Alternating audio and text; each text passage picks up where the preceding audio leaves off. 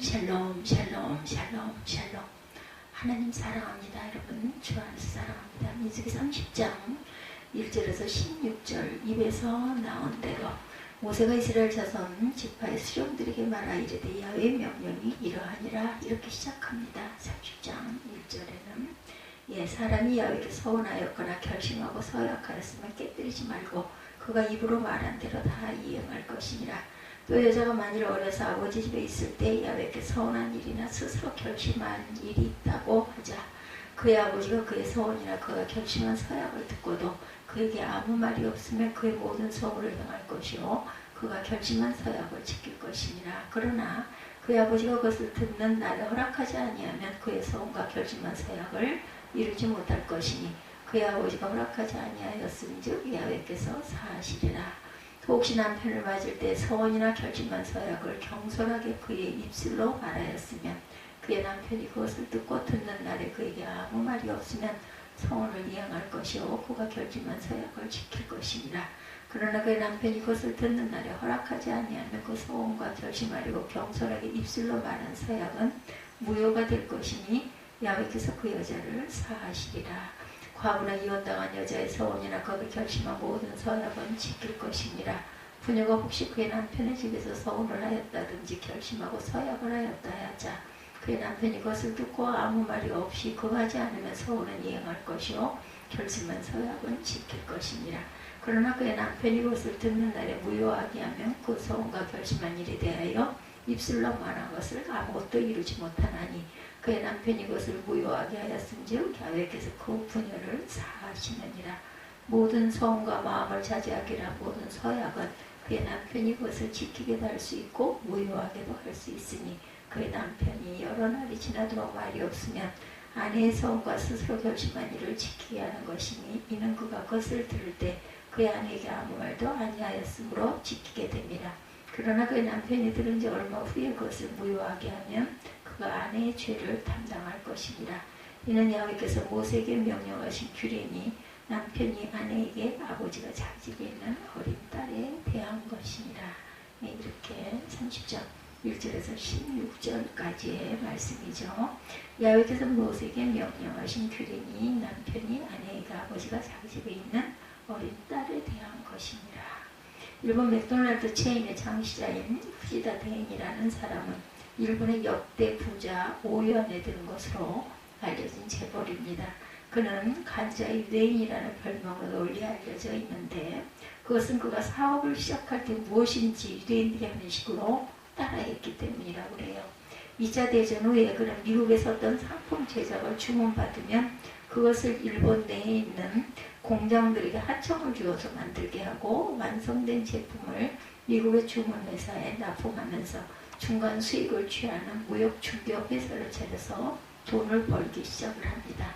언젠가 역시 어떤 미국 회사로부터 주문을 받게 되었을 때 그는 하청 회사들에게 그 모든 제품들을 미국 회사에 납품하기로 약속한 날짜보다 2달 전에 완성해야 한다고 신신당부를 했어요. 왜냐하면 일본에서 미국까지 화물선으로 제품을 운송하는데 적어도 한 달 이상 걸리기 때문이라는 거죠. 그런데 그 공장들의 작업이 늦어지는 바람에 하청회사들로부터 제품을 받게 되었을 때는 납품 약속 날짜가 겨우 며칠밖에 남지 않았을 때였다고 합니다. 한참을 고민하다가 어쨌든 미국 회사로부터 신용을 잃어서는 안 된다는 생각에 그 제품을 배로 보내는 것을 포기하고 점포 제트기 한 대를 전세를 냅니다. 지금도 그렇겠지만 수십 년 전에 점포 제트기를 전세 낸다는 것은 비용만 해도 엄청났겠죠. 물론 그런 거래에서는 엄청난 손실을 볼 수밖에 없었을 것입니다. 설상가상이라고 그 사건이 있은 지 얼마 지나지 않아 똑같은 일이 또 한 번 벌어졌다고 그래요. 하청 공장들이 또다시 약속한 날짜를 지키지 못하는 바람에 배로는 도저히 기한 내에 납품할 수 없는 형편이 되고 맙니다. 그 후 후지다 된 씨는 회사의 존망이 흔들리는 재정적인 위험을 감수하면서 이번에도 또 점포 제트기를 전세내서 물건을 공수해 미국 회사의 기한 내에 납품을 했습니다.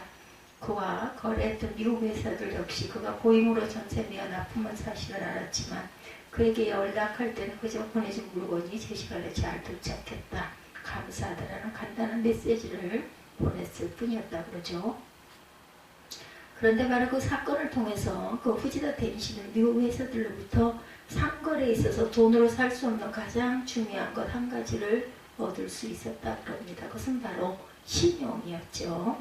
저 사람은 약속한 것은 반드시 지키는 사람이야 라는 한 가지를 미국의 거래 첫 사람들에게 확신시켜주게 되었고, 그때부터 그는 긴자의 유대인이라는 별명으로 불리게 되고, 그의 사업은 번창일로를 나서서 결국 굴지의 대재벌이 됩니다. 지금 당장은 손해처럼 보이더라도 일단 한번 약속했던 것을 꼭 지키는 신용 하나가 결국 그에게 엄청난 자산이 되었다라는 것이죠. 지금 이스라엘 백성은 가나안을 바로 코앞에 두고 모압 평지에 진을 치고 있습니다. 그리고 이제 가나안을 향하여 본격적인 진군을 하기 위하여 대열을 정비하고 선 가운데 하나님께로부터 마지막 훈시를 듣는 그런 상황에 처해 있어요. 바로 앞에 28장과 29장에서 이스라엘 백성들은 너희들은 이제 가나안 땅에 들어간 후에도 내게 예배를 드리고 제물을 바치는 신앙생활을 제대로 해야 한다라고 하나님의 훈식을 들려줍니다. 오늘 본문은 거기에 이어서 너희들은 가나안 땅에 들어가서도 내게 약속한 서원을 항상 제대로 지킬 수 있겠지 라고 하나님께서 그들에게 다짐시키는 장면이죠. 왜냐하면 이스라엘이 가나안 땅에 들어가서 정말 축복받은 백성이 되기 위해서는 하나님과 약속한 서원을 지키는 신용을 꼭 발휘해야 했기 때문이에요. 오늘 저와 여러분은 성도가 하나님 앞에 영적 신용을 지키기 위하여 서원한 것들에 대하여 어떻게 행해야 마땅한지를 함께 상고해 봅니다. 하나님 앞에서의 서원은 성숙된 신앙이 누릴 수 있는 은혜 생활이죠. 본문 1절과 2절에 모세가 이스라엘 자손 지파의 두령들에게 일러 가르되 야훼의 명령이 이러하니라 사람이 야훼께 서원하였거나 마음을 제어하기로 서약하거든 파약하지 말고 입에서 나온 대로 행할 것이니라 이렇게 기록되어 있습니다. 여기에 보면 서원이란 말과 서약이란 말이 나타나고 있는데, 먼저 서원이란 단어는 히브리어에서 어떤 적극적인 약속을 나타날 때 쓰는 말입니다. 즉 서원하는 사람 편에서 무엇을 하기로 약속하는 행위인 것이죠. 자녀를 하나님 앞에서 언약의 후손으로 키울 것을 약속하면서 유아 세례를 받게 하는 것이라든지 일정한 헌금을 바치기로 작정한 것들이 바로 서원에 해당되는 것들입니다.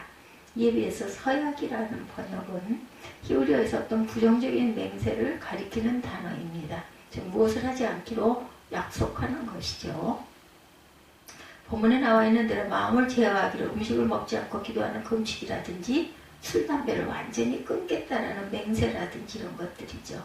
이 두 종류의 약속들의 공통점이 있다면 그것은 하나님 앞에 무조건적으로 하는 약속이라는 점입니다. 서원은 어떤 조건적인 약속인 줄로 생각하는 경향이 있어요.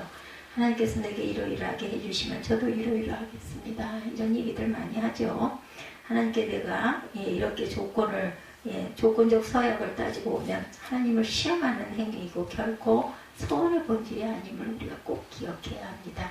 참된 서원이란 하나님께 어떤 조건을 내놓지 않고 이미 받은 은혜와 축복에 감사하며 자신을 더욱 온전하게 바치고자 하는 마음에서 무엇을 하기로 혹은 무엇을 하지 않기로 약속하는 것이 되어야 한다는 것. 어떤 종류의 서원이든 간에 일단 하나님 앞에서 약속한 것이면 파약하지 않고 입에서 나온 대로 행할 것이라고 가장 중요한 이름은 두말할 필요도 없습니다. 여기 파약한다라는 말의 원문은 신성을 더럽힌다, 모독한다라는 뜻입니다. 하나님께서 당신의 백성들이 약속한 서원을 지키는 것을 얼마나 중요하게, 얼마나 심각하게 여기고 계시는지를 여실히 보여주죠. 하나님의 거룩하심은 불신자들의 온갖 불신앙적인 것들로 인하여 신성 모독을 당하고 있어요.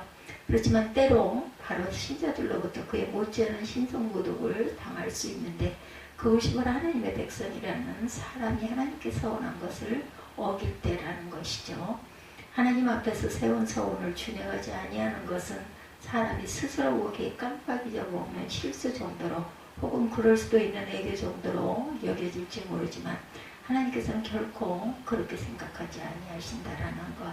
하나님께서 성도로부터 서원에 대한 파약을 당하시는 것을 마치 불신자들로부터 당신의 거룩하심을 모독당하는 것과 똑같이 심각하게 받아들이고 계시다는 것을 우리가 잊지 말아야 한다는 겁니다. 그런 까닭에 서원이란 아무나 할 수 있는 것이 아니라 하나님과의 관계가 완전히 성숙된 신앙인에게만 허락된 은혜고 특권이라는 것이죠. 2절의 말씀은 일반 성인 남자들을 구하신 것이지만 여자들에게도 그와 똑같은 명령을 내리고 있습니다. 나중에 9절에서 과부나 이혼당한 여자의 소원이나 무릇 그 마음을 제어하려는 서약은 지킬 것이니라 이렇게 말씀하죠. 당시 사회에서 여자가 과부가 되든지 이혼을 하게 되면 자기 아들을 의지해서 살든지 아니면 친정으로 돌아와서 아버지 집에서 살게 되어 있어요. 그리고 그렇게 될 때 그 여자는 다른 모든 사회적인 일들에 대해서 법적으로 자기 아들이나 자기 아버지가 피보호자가 됩니다. 그렇다면 어떤 과부나 이혼녀가 하나님 앞에 무슨 서원을 했다면 그 서원의 내용 역시 그 본문에 다른 예를 들어서 나타내는 것처럼 아들이나 아버지에게 제 인가를 받아야 마땅할 것으로 생각되지만 하나님께서는 그와 같은 상식적인 예상을 깨뜨리고 그런 여인의 서약은 타인의 제 인가가 필요 없이 당장 유효한 것이다 이렇게 말씀하시죠. 왜냐하면 비록 경제적으로 종속되어 있다 할지라도 그런 여인은 하나님 앞에서 영적으로 이미 독립한 상태가 되어 있기 때문이죠. 이처럼 사람이 서원을 세우고 지키는 것은 자신이 하나님 앞에서 영적으로 성숙한 신앙 인격체가 되었음을 인정하는 것이고 그런 독립적인 신앙 양심을 발휘하는 대표적인 기능이 되는 것이다. 아이들이 어릴 때는 부모님이 사주는 대로만 옷을 입다가 점점 자라나 자기 개성이 뚜렷해지면서부터 자기가 직접 고른 옷만을 입으려고 한다는 거죠. 남편이 운전해주는 차 마음껏 타던 아내가 자기도 면허증을 따게 되어서 선수 운전을 해서 나가게 되는 날이면 무언가 홀로서기를 해내었다라는 어떤 뿌듯한 그런 마음가짐들이 되는 거죠. 우리가 하나님 앞에 직접 무엇인가를 서운하고 그것을 스스로 지킬 수 있다는 것은 바로 그와 같은 뿌듯한 일이 아닐까. 서원은 신앙생활 유년기에 유치함과 사춘기의 방황을 완전히 벗어난 성숙한 성도가 스스로 은혜 받은 대로 자원하는 마음으로 작정을 한 것이라는 거죠. 서원, 지금까지는 부모가 시키는 대로만 하고 성도들이 하는 대로만 따라하다가 이제 내 자신이 서원을 통하여 개인적으로 하나님과의 관계를 더욱 긴밀히 영위할 줄 알게 되었다는 것은 정말 영적인 홀번서기입니다. 이처럼 서원이란 자신을 어떤 제약 속에 묶어놓는 것이 아니라 자신이 하나님 앞에서 혼자 약속을 맺고 스스로 지킬 수 있는 성숙한 인격체가 되었음을 의미하는 실로 은혜로운 특권임을 깨닫는 저와 여러분이 되시기 바랍니다. 두 번째, 하나님께서 서운할 때 성급하고 경솔한 마음으로 하지 않도록 조심이다. 3절이와 5절의 말씀에 여자가 만일 어려서 아비 집에 있을 때 야외에게 서운한 일이나 스스로 제어하려 한 일이 있다 하자 그 아비가 그의 서원이나 그 마음을 제어하려는 서약을 듣고 그에게 아무 말이 없으면 모든 서원을 행할 것이요 마음을 제어하려는 서약을 지킬 것이니라. 그러나 아비가 그것을 듣는 날에 허락하지 아니하면 마음을 제어하려던 서약이 이루지 못할 것이니 아비가 허락지 아니하였은즉 야훼께서 사하시리라 이렇게 기록되어 있습니다. 영적으로 충분히 성숙하지 못한 상태에서 성급하게 서운한 경우를 예를 들고 있는 거죠. 당시 이스라엘 사회에서 특히 여자아이의 경우 결혼하기 전까지는 아버지의 권위 아래 속해 있다가 여자아이라 해서 아무 성도 못하는 결코 아니죠. 어릴지라도 나름대로 하나님 앞에 무엇을 하겠다고 서원을 하거나 무엇을 하지 않겠다고 서약할 수도 있습니다. 딸이 그 서원을 했을 때 그의 아버지는 그 서원이 합당한 것이면 아무 말도 하지 않으므로 동의를 표하고 그 서원은 유효한 것이 된다. 그래서 아버지가 보기에 그 딸 서원이 어린 탓에 잘 모르고 한 것이다 라고 판단될 때 그 자리에서 서원을 취소할 수가 있었다라는 겁니다. 그야 입에서 하나님 앞에 이렇게 저렇게 하겠다는 말이 나왔다 하더라도 영적으로 합당한 것이 아닐 경우에 그것을 아버지가, 보호자가 남편이나 아버지가 취소할 수 있다.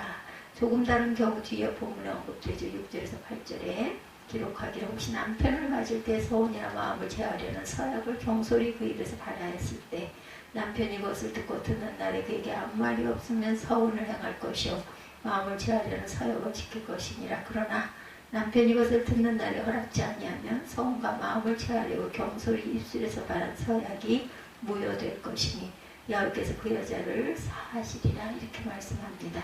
그래서 지금 막 결혼하기 직전에 약혼 상태에 있는 여자의 서운을 두고 하는 말씀이죠. 그런 경우에 그 여자는 자기 아버지에게 확인하는 대신에 결혼하게 될 장래 남편에게 서운을 제가 받도록 되어 있어요. 서운을 준행하려 할 때 현실적으로 직접적인 영향을 받게 될 사람이 남편이 된다는 거죠. 결혼한 이후에는 아버지에서 남편으로 옮겨간다. 무엇을 바치기로 서운했으면 남편이 주머니에서 돈이 나와야 할 것이고, 자녀에 관해 나시린에 서약을 했으면 당연히 남편 역시 아버지로서 함께 생각해 보아야 할 문제이니, 그런 경우에 여자 혼자 미리 다 결정해놓고 결혼한 후에 남편에게 일방적으로 서운을 지켜야 한다고 주장할 수는 없는 일이었다는 것. 그래서 그런 약혼녀의 서운에 대하여 미래 남편 역시 그것을 인가해 줄 수 있고, 혹 자기를 동의할 수 없는 서운을 약혼녀의 편에서 경솔히 입에서 바란 것이면 자유롭게 그 자리에서 취소할 수도 있었던 거죠. 그래서 하나님께서 사람의 서운을 받을 때 얼마나 공정하고 합당하게 받고자 하시는지를 보여줍니다. 무조건 입에서 말만 떨어지면 어떤 서운이든 절대로 취소 못한다는 식으로 못 받지 않으셨다는 것. 그 서운이 만일 신앙적으로 성숙하지 못한 상태에서 바란 것이든지 한쪽에서만 일방적으로 세우고 생각도 억지로 따라가도록 강요하는 경우, 이런 같은 것은 비록 서운은 분명히 했다 할지라도 하나님께서는 그 서운 자체가 효력 없는 것이라고 인정해 주셨다는 거죠. 이 본문의 말씀은 서운한 것을 지키지 않아도 된다는 뜻이 아니라 서운에 동일한 과정에 문제가 있을 경우에 서운은 자체가 무효한 것이다 라는 의미입니다. 물론 서운이라는 것은 하나님께 기쁘시게 받으시는 것이고 서운하는 쪽의 신앙적 성숙을 나타내는 것이긴 하지만, 그렇다고 해서 함부로 서운을 안 바래도 아니 된다. 그냥 충동적인 기분이나 주변의 분위기에 끌려서 성급한 서운을 하는 것은 이미 하나님 편에서부터 인정해 주지 않으신다라는 거죠. 부모들이 유아 세례를 받는 자녀를 위해서 하나님 앞에 서운을 맺고도 약속을 신실하게 지키지 아니하여서 그 자녀를 성경 말씀과 기도와 교회 생활 중심으로 양육하지 아니하면 유아 세례식 자체가 사실상 허례허식이 될 수밖에 없습니다. 또 부부가 합심으로 기쁘게 작정해야 할 헌금을 어느 한쪽이 제 마음대로 서운해버리고 상대방으로 하여금 내가 이미 하나님 앞에 약속했으니까 당신은 무조건 따라야 돼 한다는 식으로 강요하는 것 역시 합당치가 않다. 영적으로 준비되지 않은 상태의 성급한 서운이나 양자가 함께 해야 할 약속을 일방적으로 하는 서운은 자기 입에서 말은 떨어졌다 할지라도 하나님 앞에서는 아무 의미도 효력도 없는 서원이 되고 마는 것을 기억하고 항상 기도로 신중하게 준비하고 진지하게 서원하는 조화로운 되시기 바랍니다. 세 번째, 온전하게 세워진 서원은 그 위에 상황이 어떻게 바뀌어도 꼭 지켜야 한다. 9절부터 12절이죠. 과부나 이혼당한 여자의 서원이나 무릇 그 마음을 제어하는 서약은 지킬 것이니라. 부녀가 혹시 남편의 집에 있어 서운을 하였다든지 마음을 제어하려고 서약을 했다 하자 남편이 그것을 듣고 아무 말이 없이 그 마음이 없으면 서운은 무릇 행할 것이요 마음을 제어하려는 서약은 무릇 지킬 것이니라. 그러나 남편이 그것을 듣는 날에 무효케 하면 그 서운과 마음을 제어하려던 일에 대하여 입술에서 낸 것을 무엇이든지 이루지 못하나니 그 남편이 그것을 무효케 하였은즉 야훼께서 그 부녀를 사하시느니라. 이렇게 기록되어 있습니다. 이것은 이미 결혼한 여자가 남편과 살고 있을 때 서운하는 경우를 두고 말한 것으로 기본적인 내용은 앞에 나왔던 약혼녀와 경우와 같다. 즉 그 서운을 남편이 인정하면 유효하고 금하면 무효한다. 그렇지만 사람이 보기에 서운이 합법적으로 무효가 될 만한 경우처럼 보이지만 하나님 앞에서는 결코 그렇게 될 수 없는 경우가 있다라는 거죠. 우리가 항상 주님 앞 보시기에 온전한 모습이어야 한다는 것입니다. 바로 그런 경우를 13절부터 16절의 말씀에 이어 언급하고 있는데, 기록하기를 무릇 서운과 무릇 마음을 괴롭게 하려는 서약은 남편이 그것을 지키게 할 수도 있고 무효케 할 수도 있으니 남편이 이랑 말이 없으면 아내의 서운과 스스로 제어하려는 일을 지키게 하는 것이니 이는 그가 그것을 들을 때 아내에게 아무 말도 아니하였으므로 지키게 됩니다. 그러나 남편이 들은 지 얼마 후에 그것을 무효케 하면 그 아내의 죄를 담당할 것이니라. 이는 야훼께서 모세에게 명하신 율례니 남편이 아내에게 아비가 자기 집에 있는 유년 여자에게 대할 것이니라. 이렇게 말씀하고 있어요. 남편이 들은 지 얼마 후에 그것을 무효케 하면 그의 아내의 죄를 담당할 것이니라. 예, 들은 지 얼마 후에라는 것이 그 내용에 초점이 되겠죠. 아내가 어떤 서원을 했을 때 바로 그 순간에 남편도 무언에 동의를 했어요. 서원이 신앙적으로 합당한 것으로 자기 자신이 남편으로 도와주는 데 있어서도 문제가 없는 것으로 여겨졌기 때문에 동의한 것이고, 바로 그 순간부터 서원은 완전히 유효하게 된 것이다. 그런데 얼마 후에 남편의 마음이 바뀌어요. 그 이유는 여러 가지가 됩니다. 아내가 서원을 지키느라고 금식하다 보니 남편에게 반찬해주는 것이 전보다 시원치 않아져서 그랬을 수도 있고, 헌금을 작정했는데 얼마 후부터 갑자기 수입이 이전부터 줄어들어서 그렇게 될 수도 있어요. 서원을 했을 때와는 달리 나중에 그 어떤 사정으로 바뀌게 되고 남편 쪽에 서원을 못 지키겠다고 생각이 된 거죠. 그렇죠. 바로 그런 경우를 두고 하나님께서는 그것을 무효케 하면 그가 아내의 죄를 담당할 것이다, 이렇게 말씀합니다. 남편의 원의로 억지로 그 아내로 하여금 더 이상 서원을 지키지 못하도록 막을 수는 있을지 몰라도, 그렇게 될 때 남편은 서원을 어긴 죄를 자신이 지게 된다라는 선언이죠. 네, 좀 사정이 달라졌다 해도 지금에서 서원을 함부로 무효시킬 수가 없다. 왜냐하면 그것을 들을 때 그 아내에게 아무 일도 아니하였기 때문이다. 서원은 처음 작정할 때 성숙한 독립적 신앙 인격체로 진실하게, 또한 부부가 동의하여 하나님 앞에 합심해서 약속했다면 그처럼 하나님 앞에서 맺은 고귀한 약속을 약간의 현실적인 상황 변화를 이유로 깨뜨릴 수는 없는 것이다. 그럼에도 불구하고 우리는 얼마나 쉽게 서원을 파기하고 있는 것인지, 우리는 스스로의 논리하면 합당하다고 여겨지면 처음에 하나님 앞에 분명히 맺었던 서원을 자기 혼자 일방적으로 간단하게 무효화시켜버립니다. 조금만 일상계획이 바뀌고 바빠지면 연초에 하나님 앞에 약속했던 청직의 서원들을 어기는 것쯤은 아주 예사로우죠. 건축 공금을 작정해 놓고 그 교회를 떠나 다른 교회로 가게 되면 하나님 앞에서 맺었던 약속도 무효가 되는 줄로 알고 있는데, 어떤 그 회개연도 마지막 주일만 지나면 그에 밀려있던 11조나 월정 예배 같은 것 자동 말소가 되는 줄로 생각을 합니다. 정말 참 성도라면 어떻게 하나님이 그처럼 나누리 여길 수 있겠는가. 그래서 우리가 함부로 서운하지 말아야 되죠. 사회생활하면서 거래처 사람들에게도 결코 저지를 수 없는 불법적인 일들을 하나님 앞에 태연하게 저지르게 된다는 것. 성을 지키지 아니하는 죄는 결국 그 자신이 당당하게 될 수밖에 없음을 깨닫고, 아무리 형편이 바뀌고 상황이 달라진다 해도 일단 하나님께 한번 맺은 서원은 꼭 신실하게 이행하는 저와 여러분이 되시기 바랍니다. 시편 15편 4절에 죄 장막과 죄 성산에 거할 수 있는 성도의 자격 중에 하나를 가르쳐 말씀하기를, 그 마음에 서운한 것은 해로울지라도 변치 아니하며 라고 증거하고 있어요. 하나님께로부터 축복받는 자가 되고자 한다면 먼저 하나님 앞에서 약속을 지키는 자가 되어야 하는 어떤 조건이 아니라 그저 상식이고 기본에 불과한 일이다. 하나님의 집에서 하나님의 자녀로 살기 위해서는 그 마음에 서운한 것을 반드시 지키는 영적 신용이 있어야 합니다. 우리가 인간 사회에서도 신용을 지키지 않고는 도저히 살 수 없다는 것을 잘 알죠. 거래처와의 계약을 지키지 아니하면 다음엔 아예 주문이 없을 것이고, 아파트 관리비나 각종 공과금을 제대로 납부하지 않으면 개인 신용도가 점점 떨어지면서 나중에는 은행 대출도 받을 수가 없게 되죠. 그렇다면 나 자신이 하나님 앞에 얼마만큼 신용을 지키려고 노력하고 있는지를 우리가 잘 생각해 봐야 합니다. 이스라엘 백성의 가나안 땅 생활의 성공 여부가 바로 거기에 걸려 있다는 거죠. 오늘날 우리의 영적 물질적 생활의 축복 여부도 마찬가지라는 것입니다. 하나님께 맺은 서원을 그 입에서 나오는 대로 반드시 또한 성실히 준행함으로 우리가 항상 삶 속에서 유종의 미를 거두는 저와 여러분들이 되시기를, 그리하여 하나님께 인정받는 크리스찬이 되시기를 주님의 이름으로 축복합니다.